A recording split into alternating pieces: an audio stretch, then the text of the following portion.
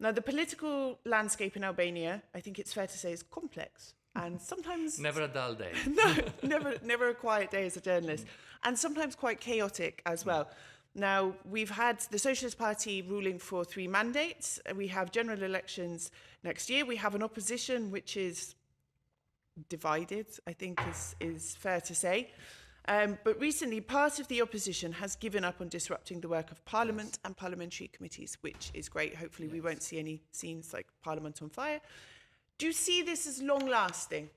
Are you hopeful this is going to continue? Are you happy that this has happened? I'm definitely happy, and I think I passed several times messages privately and publicly saying that it was important that they would find a way forward. And a way forward that would allow the opposition also to play its role. Yes. Let's be clear. I just felt that the way in which, part of the opposition was behaving in the parliament was damaging actually the reputation of the institution and of the country. Yes. So I'm really pleased that that is over. However, as I see it, the situation and this truce, let's say, it's fragile and needs to be nurtured.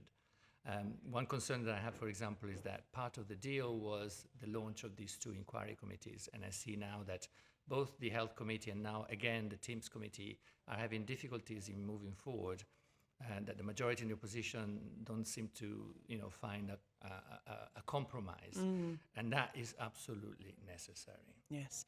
Now, as I mentioned, we have elections next year, general elections. It seems like it was only a year ago that it was the last general elections.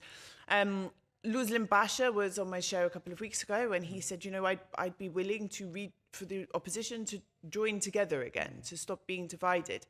And I mean, I think I can't imagine the elections taking place in the current situation. There is no strong sort of opposition force, no other smaller parties really that are sort of standing on their own.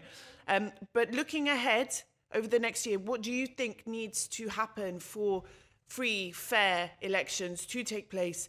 And do you support the inclusion of the diaspora in the general election voting process? It's not so much a question of supporting it or not, in the sense that we don't have, again, a consolidated EU practice on this. Some member states do, some member states don't, and with different modalities. But I think there's a ruling of the Constitutional Court that needs to be addressed.